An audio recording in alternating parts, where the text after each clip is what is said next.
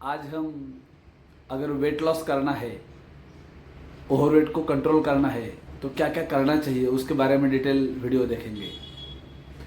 बहुत बार क्या होता है कि लोग सिर्फ डाइट करते हैं या सिर्फ एक्सरसाइज करते हैं, एक सर्टन लेवल तक वेट कम भी हो जाता है लेकिन वहाँ स्टक हो जाता है, या बहुत सारे लोगों में दोबारा वेट गेन होता है।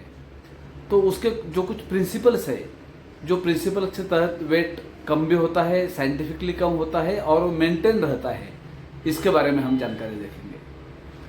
पहला जो है इसमें वो है हमारा फर्म माइंडसेट। एक पॉजिटिव एटीट्यूड होना चाहिए, स्ट्रांग डिसीजन लेना चाहिए और वेट लॉस के प्रति जो भी हमने करना है, जो भी लाइफस्टाइल मैनेजमेंट करना है उसके प्रति प्रॉपर कमिटमेंट होना चाहिए।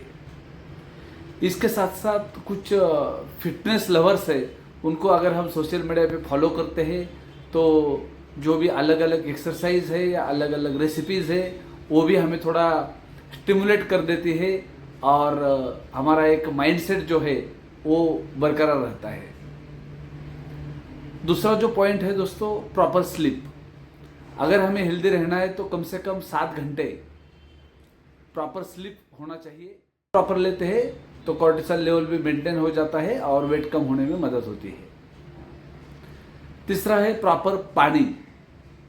अगर सुबह सुबह हम 1 या 2 ग्लास, रात को अगर आधा चम्मच अजवाइन, जीरा या सब्जा का बीज, मेथी का दाने है वो अगर भिगोते हैं और सुबह वो पानी भी पीते हैं, वो मटल भी खाते हैं तो हमारा BMR जो है वो बढ़ता है।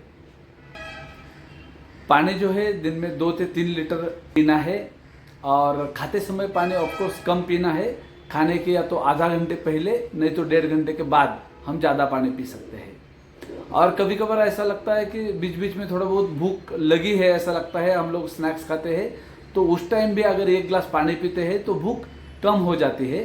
वो प्रैक्टिकल भूख नहीं, वो प्यासी रहती है।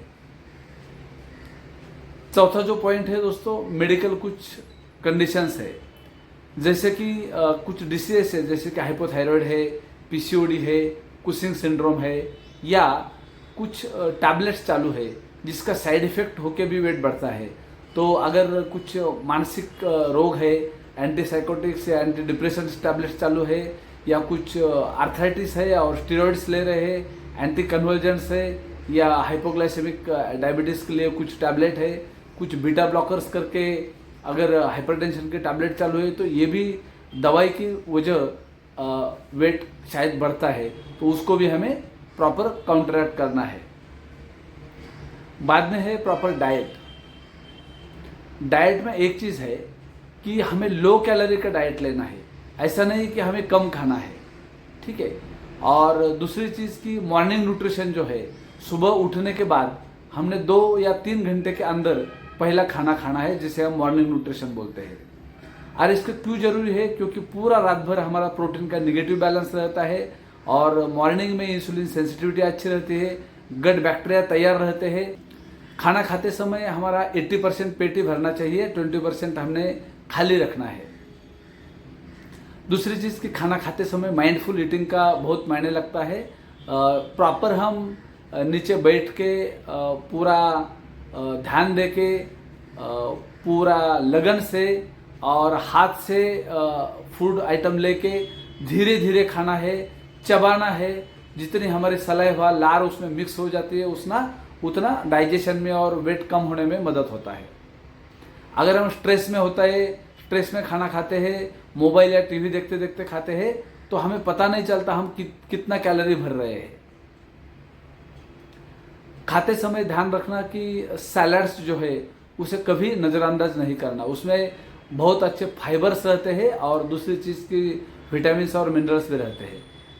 तो सैलड्स बहुत अच्छे होना चाहिए, कॉम्प्लेक्स कार्बोहाइड्रेट्स होने चाहिए, प्रोटीन होना चाहिए, गुड फैट्स होना चाहिए और फाइबर को कभी मत भूलना। लेकिन रिफाइंड तेल है, रिफाइंड शुगर है, रिफाइंड पीट मतलब मैदा है, या तली हुई चीज़ें है, फास्ट फूड है, सॉफ्ट ड्रिंक है, इससे पूरा बचना है। और रात का जो खाना है वो भी लगभग सूर्यास्त के पहले होना चाहिए या कम से कम 8:30 के पहले होना चाहिए। और जो डिनर और बेड टाइम, इसमें कम से कम 2 या 2.5 घंटे का अंतर होना चाहिए। कभी कभार ऐसा होता है कि बीच में इवनिंग स्नैक्स उस टाइम भूख लगती है और हम इवनिंग स्नैक्स के तहत कुछ भी स्वीट या होटल में जाके कुछ खाते हैं। तो उस टाइम हम हमारे साथ या तो अमरूद है, सेब है, या भुना हुआ चना है, मूंगफली के दाने हैं, ऐसे कुछ चीज़ें रख सकते हैं, या dry fruits, mix dry fruit रख सकते हैं, और जो जब भी भूख लगती है थोड़ी बहुत तो खा सकते हैं। खाते समय प्रीबायोटिक एंड प्रोबायोटिक दोनों भी होना चाहिए। सुबह या दोपहर के भोजन में हमने या तो छाछ या दही इसका इस्तेमाल करना है, तो इडली जैसे या ऐसा आइटम भी खा सकते हैं। बाद में है एक्सरसाइज। रेगुलर बेसिस पे कम से कम 1 घंटा हमने एक्सरसाइज करना है। या तो तेजी से चल सकते हैं, swimming, walking, running, cycling, yoga, Zumba, surya namaskar, कुछ भी कर सकते हैं, लेकिन हमारा एक्सरसाइज होना चाहिए। इसके साथ साथ दिन भर में भी कुछ ना कुछ करते रहना है, एक्टिव लाइफस्टाइल रखना है। छोटा मोटा काम है तो बाइक या कार लेके नहीं जाना है, खुद पैदल जाना है। या और लास्ट बट नॉट लिस्ट, ये सब करने के बावजूद भी हर एक का वजन कम होगा ही ऐसा नहीं, क्योंकि शायद आपकी कमिटमेंट थोड़ी कम हो सकती है, शायद आपको जल्दी वेट लॉस करना है, तो हम सहारा जो ले सकते हैं वो है मील रिप्लेसमेंट का।